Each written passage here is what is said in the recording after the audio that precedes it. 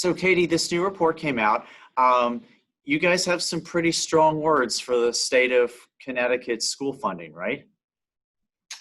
Yeah, so this new report talks about segregation in our school districts and segregation in education funding across our state. And there are some pretty surprising findings in here. So one of the key findings is that in Connecticut, about half of our students are white and about half of our students are of color, but our districts are highly segregated. And as a result, the majority of students of color in our state attend school in just 9 school districts. And then when we go to look at the education funding in our majority white school districts versus our majority of color districts, we see that there is a $2,300 per student funding gap when we compare education spending in those 2 districts.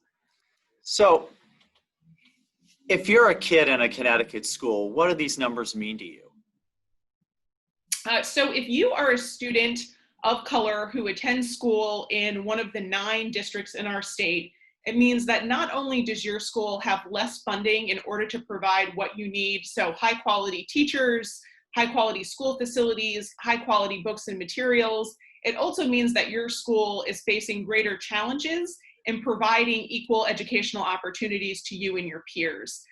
Because your school not only is receiving less funding, but the students in your school also have more learning needs. So you're more likely to have students who are coming from low income situations, students who are learning English, and students who are identified as having disabilities. Now, you say these are surprising findings, but I think a lot of folks who've lived in Connecticut a long time would say this doesn't surprise us at all. So I think what was surprising to us was just how large the scale of these findings were. So we weren't surprised about segregation in Connecticut. Anyone who lives in Connecticut knows that Connecticut is a highly segregated state. For those of us who have many years working in education policy, we know that our school districts are highly segregated. But what we were surprised by was just how profound and how large these education funding gaps are when you take all education funding from all sources into account. You know, when we look at these 2 groups of districts, we compare our districts that are majority white to our districts that serve at least 25% students of color. We find that statewide there is a $639 million funding gap, which is about 6.6% of all of Connecticut's education funding. So that gap we expected that there would be a gap, but the gap is very large. All right, so let's talk about that for a minute, because people might remember there was a court ruling 4 years ago about this, and then it got overturned. Kind of talk about what the ruling said and what the Supreme Court said afterwards. So the case you're talking about is the CJEF case, the Connecticut Coalition for Justice and Education funding case, which spent more than a decade in Connecticut's courts. And there were 2 rulings in that case. So the first ruling that you're referring to was the Superior Court ruling by Judge McCousher. And in that ruling, that judge held that Connecticut's school districts were socioeconomically segregated, and that the state's method for funding public education was, I'm not remembering the exact phrases he used, but he basically said that the way that the state was funding public schools was unconstitutional, and that there was too large of a disparity between our wealthier districts and our less affluent districts. However, that court ruling was not upheld by Connecticut's Supreme Court. The court actually fully overturned the ruling and held for the state. And basically what that ruling said is that the job of Connecticut's legislature is to provide a minimally adequate education to Connecticut public school students. That's what the Constitution requires. And the court held that Connecticut's legislature is providing sufficient funding for all students in Connecticut to receive a minimally adequate education. Minimally adequate may not be what we are looking for all of the kids here in Connecticut. I think we want all of our kids to not have just a minimally adequate education, but to really have access to the level of educational opportunities that will allow them not only to achieve in school, but to be adults who are able to fully engage in society, who are able to live productive lives where they can, engage in the type of work that is interesting to them and that they want to do, And it isn't clear that the minimally adequate education that is required under the Connecticut Constitution is enough to really give our students what we want them to have to really be able to succeed. Did we miss an opportunity with that case? Did who miss an opportunity? I mean, Yeah, I mean, did Connecticut miss an opportunity with that case to really change the way we pay for our schools? so I think that with the Supreme Court ruling the way that it did, they sort of prevented a broader conversation about education funding from moving forward, right? I think they really kind of closed that down and said, what Connecticut's doing is enough. They are meeting the minimum standard. And the ruling really didn't provoke the legislature to have to take a deep look at the disparities in education funding. That ruling really just said, what is happening here in Connecticut is constitutional, which I think was a signal to Connecticut and to the General Assembly that what we're doing is enough. I don't think every member of the General Assembly feels that way. Certainly, we work with people who feel very strongly about this issue and are really concerned about equity in education. So, but I do think that the Supreme Court decision really kind of foreclosed some of the conversation that could have happened in the state.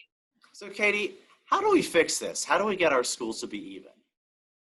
So one of the things that I think Connecticut really needs to look at is how we fundamentally fund public schools in our state. So in Connecticut, almost 60% of education funding comes from local property taxes. And as you know, in Connecticut, our local property taxes are raised within a town and spent within a town, right? So there is no cross-town sharing of property tax revenue.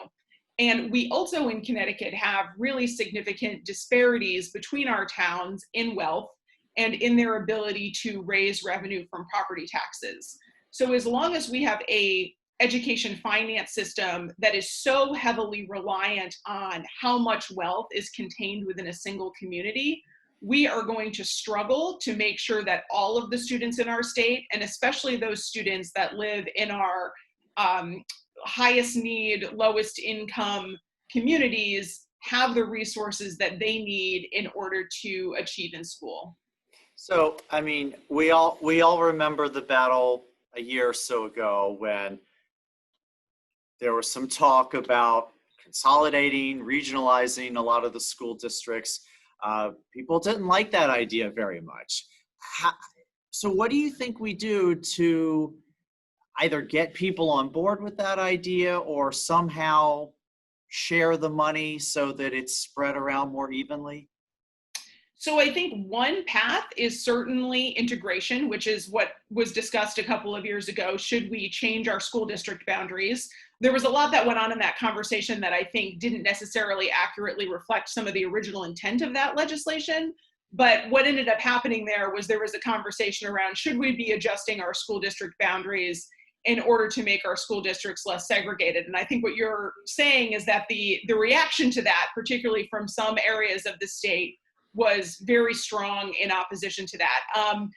Integration is one way to do it, but there are also opportunities to make sure that all of our school districts, even if they remain the size and shape that they currently are, have sufficient amounts of funding. And I think that the key piece of that is moving away from using in-town property taxes, so property taxes within a single community, as the majority method of funding public education. So if you don't want to integrate schools, then communities that have more resources are going to need to be more willing to share some of those resources with communities that have fewer resources, so that as a state, we can make sure that every child who grows up in the state of Connecticut has access to educational opportunities and the ability to really go on and lead a productive life as an adult and be a full resident of our state.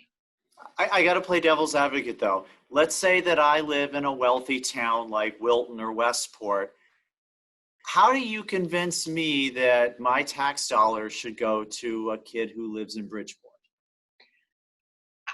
I think that, well, first of all, we're a state. We're not just, Westport or Wilton. But if we as a state believe that all kids have a right to have an equitable education, that's what it takes. So over the course of the last several months, we've seen communities all across our state, including the communities you just named, hold marches in favor of the Black Lives Matter movement and talk about the fact that they recognize that there is inequity in our state, that there is systemic racism that has led to the school systems that we have today and the town borders that we have today.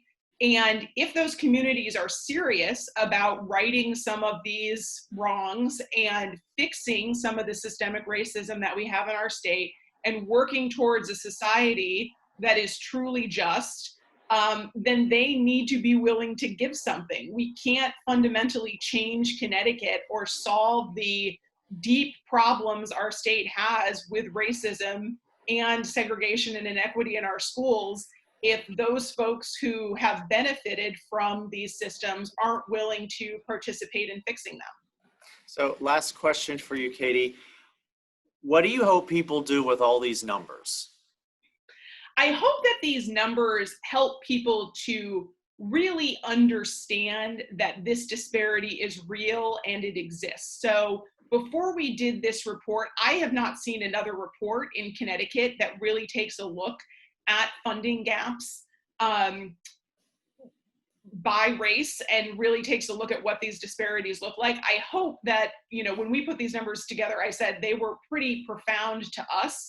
And I hope that other people, when they look at these numbers, will say, wow, this is really unfair. We are not making sure that every student in our state truly has access to educational opportunities, and we need to do something to fix that. Okay, I think that's all we need. Katie, thank you for your time. I really appreciate it.